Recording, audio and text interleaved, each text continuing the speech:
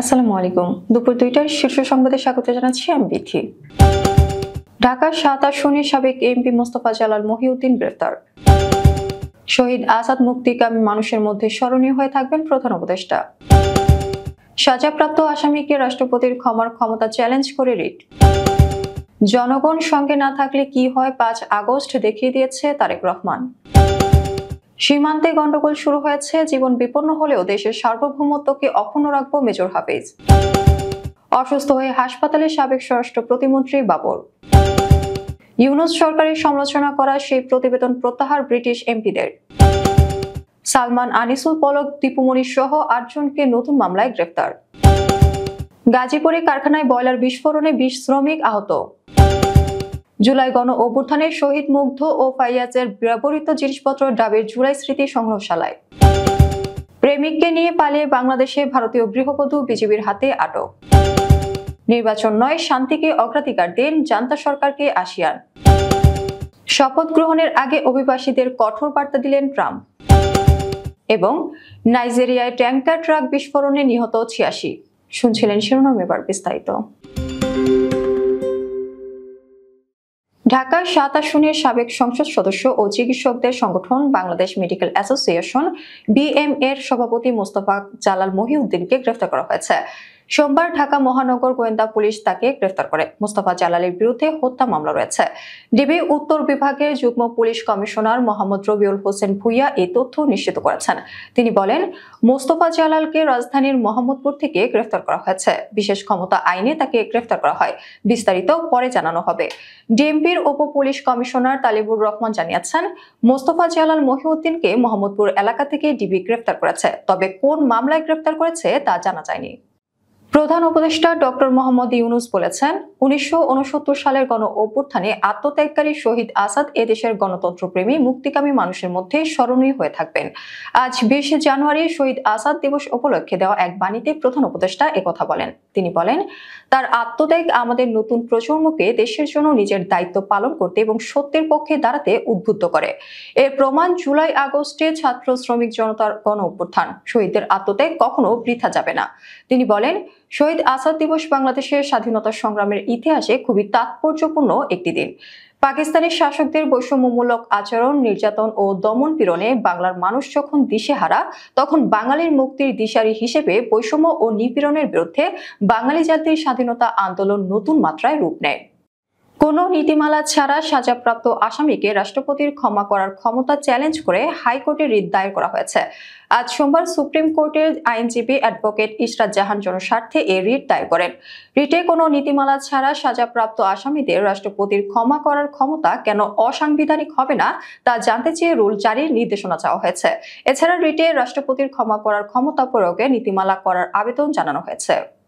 জনগণ সঙ্গে না থাকলে কি হয় তা ৫ আগস্ট দেখিয়ে দিয়েছে উল্লেখ করে বিএনপির ভারপ্রাপ্ত চেয়ারম্যান তারেক রহমান বলেন, সামনের জাতীয় নির্বাচন এত সহজ নয়। আমরা যদি ভুল করি তাহলে জনগণ আবার কোনো একটা কিছু দেখিয়ে দেবে, তখন কিন্তু পস্তাতে হবে। রোববার সন্ধ্যায় রাজধানীর ইঞ্জিনিয়ার্স ইনস্টিটিউশনে বিএনপির প্রতিষ্ঠাতা জিয়াউর রহমানের ৮৯তম জন্মবার্ষিকী উপলক্ষে বিএনপির এক আলোচনা সভার আয়োজন করে। বিএনপির ভারপ্রাপ্ত চেয়ারম্যান বলেন, আমাদের কাছে স্পষ্ট উদাহরণ রয়েছে, জনগণ যখন ক্ষিপ্ত হয় তখন কিভাবে স্বৈরাচারকে দেশ থেকে পালিয়ে যেতে বাধ্য করে। বিএনপির স্থায়ী কমিটির সদস্য মেজর অবসরপ্রাপ্ত হাফিজ উদ্দিন আহমেদ বলেছেন, সীমান্তে গন্ডগোল শুরু হয়ে গেছে। ভারতের সীমান্তরক্ষী বাহিনীর সহায়তা নিয়ে ভারতীয় নাগরিকরা আমাদের দেশের গাছ কেটে নিয়ে যায়, ফসল কেটে নিয়ে যায়। মনে হচ্ছে মুক্তিযুদ্ধ শেষ হয়নি। নেতাকর্মীদের উদ্দেশ্যে তিনি বলেন, একটি দীর্ঘস্থায়ী সংগ্রামের জন্য আপনারা প্রস্তুত হন। এদেশের স্বাধীনতা ও সার্বভৌমত্বের জন্য জিয়াউর রহমান যেভাবে জীবন বিপন্ন করেছেন, আমরাও জীবন বিপন্ন করে হলেও দেশের স্বাধীনতা ও সার্বভৌমত্বকে অক্ষুণ্ণ রাখবো ইনশাল্লাহ। সাবেক স্বরাষ্ট্র প্রতিমন্ত্রী লুৎফুজ্জামান বাবর হঠাৎ অসুস্থ হয়ে পড়েছেন। রোববার সন্ধ্যায় তাকে রাজধানীর একটি হাসপাতালে নেওয়া হয়েছে। লুৎফুজ্জামান বাবরের পরিবারের সদস্যরা গণমাধ্যমকে এই তথ্য জানিয়েছেন। জানা গেছে, রাতে নিজ বাসায় নেতাকর্মীদের মত বিনিময়ের সময় হঠাৎ বুকের বাম পাশে ব্যথা অনুভব করেন তিনি। পরে দ্রুত অ্যাম্বুলেন্স খবর দিয়ে তাকে হাসপাতালে নেওয়া হয়। এর আগে সব মামলা থেকে খালাস পাওয়ায় গত ১৬ জানুয়ারি দীর্ঘ ১৭ বছর পর কারামুক্ত হয়েছেন বিএনপি নেতা ও সাবেক স্বরাষ্ট্র প্রতিমন্ত্রী লুৎফুজ্জামান বাবর। বাংলাদেশের অন্তর্বর্তীকালীন সরকারের সমালোচনা করে যুক্তরাজ্যের একদল এমপির দেওয়া প্রতিবেদনটি প্রত্যাহার করা হয়েছে। ক্ষমতাচ্যুত প্রধানমন্ত্রী শেখ হাসিনা সরকারের পক্ষ নিয়ে ওই প্রতিবেদনটি তৈরি করা হয়েছে বলে অভিযোগ ওঠার পর এই পদক্ষেপ নেন তারা। এক প্রতিবেদনে এই তথ্য জানিয়েছে ব্রিটিশ সংবাদ মাধ্যম দ্য গার্ডিয়ান। সংবাদ মাধ্যমটি বলছে, শেখ হাসিনার ক্ষমতাচ্যুত সরকারের পক্ষে পক্ষপাতমূলক বলে অভিযোগ ওঠার পর বাংলাদেশ বিষয়ে একটি বিতর্কিত প্রতিবেদন প্রত্যাহার করেছে যুক্তরাজ্যের একদল সংসদ সদস্য। যুক্তরাজ্যের কমনওয়েলথ বিষয়ক অল পার্টি পার্লামেন্টারি গ্রুপ গত বছরের নভেম্বরে ওই প্রতিবেদনটি দেয়। সাবেক প্রধানমন্ত্রী শেখ হাসিনার বেসরকারি শিল্প ও বিনিয়োগ বিষয়ক উপদেষ্টা সালমান এফ রহমান, সাবেক আইনমন্ত্রী আনিসুল হক সহ ৮ জনকে নতুন করে বিভিন্ন মামলায় গ্রেফতার দেখানো হয়েছে। সোমবার ঢাকার চিফ মেট্রোপলিটন ম্যাজিস্ট্রেট আদালতের বিচারিক তাদের বিভিন্ন মামলায় গ্রেফতার দেখান। সালমান এফ রহমান ও আনিসুল হক ছাড়া বাকিরা হলেন সাবেক সমাজ কল্যাণ মন্ত্রী ডক্টর দীপু মনি, সাবেক আইসিটি প্রতিমন্ত্রী জুনাইদ আহমেদ পলক, সাবেক মন্ত্রী হাসানুল হক ইনু, সাবেক মন্ত্রী রাশেদ খান মেনন, সাবেক সংসদ সদস্য হাজী সেলিম ও সাবেক আইজিপি চৌধুরী আব্দুল্লাহ আল মামুন। গাজীপুরের শ্রীপুরে একটি কারখানায় বয়লার বিস্ফোরণে অন্তত 20 শ্রমিক আহত হয়েছেন। আহতদের উদ্ধার করে বিভিন্ন হাসপাতালে পাঠানো হয়েছে। তাদের মধ্যে 2 জনের অবস্থা আশঙ্কাজনক।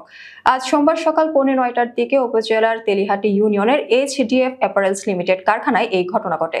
আহতরা হলেন কাটিং সেকশনের সুজন, রইসউদ্দিন ও ইকবাল হোসেন। তাৎক্ষণিকভাবে আহত অন্যান্য শ্রমিকের নাম জানা যায়নি।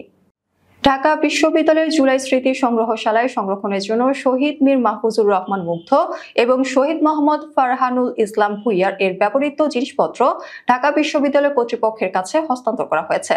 শহীদ ফারহান ফাইয়াজের বাবা শহীদুল ইসলাম ভুইয়া এবং শহীদ মুগ্ধর মীর মাহবুবুর রহমান স্নিগ্ধ এসব জিনিসপত্র রোববার উপাচার্য অধ্যাপক ডক্টর নিয়াজ আহমেদ খানের কাছে হস্তান্তর করেন। স্বামী সন্তান ছেড়ে প্রেমিকের হাত ধরে সীমান্তের কাঁটাতার পেরিয়ে বাংলাদেশে পালিয়ে এসেছেন ভারতীয় এক গৃহবধূ। উদ্দেশ্য ছিল বাংলাদেশে এসে প্রেমিককে নিয়ে বিয়ে করে সংসার করা, কিন্তু তাদের সে আশায় গুঁড়ো বালি দিল বিজিবি সদস্যরা। দালালের মাধ্যমে সীমান্তের কাঁটাতারের বেড়া পেরিয়ে বাংলাদেশে প্রবেশের সময় বাংলাদেশি সহযোগী সহ বিজিবির হাতে আটক হয় ওই ভারতীয় প্রেমিক যুগল।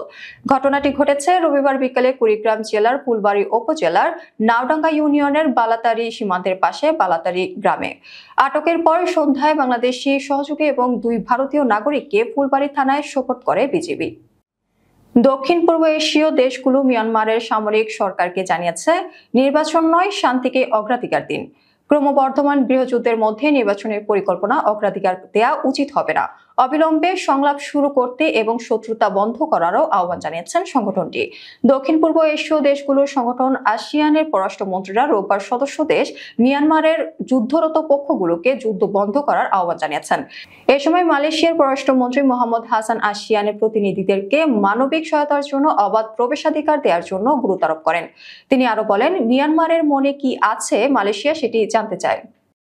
শপথ গ্রহণের আগে অভিবাসীদের কঠোর বার্তা দিলেন যুক্তরাষ্ট্রের নির্বাচিত প্রেসিডেন্ট ডোনাল্ড ট্রাম্প। দেশটির অভিবাসীদের ওপর কঠোর বিধিনিষেধ আরোপের হুমকি দিয়েছেন তিনি। আর মাত্র কয়েক ঘন্টার মধ্যে আগামী 4 বছরের জন্য যুক্তরাষ্ট্রের প্রেসিডেন্ট হিসেবে শপথ নেবেন তিনি।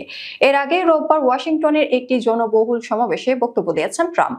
সেখানে অভিবাসনের ওপর কঠোর বিধিনিষেধ আরোপের হুমকি দেন তিনি। এ খবর দিয়েছে বার্তা সংস্থা রয়টার্স।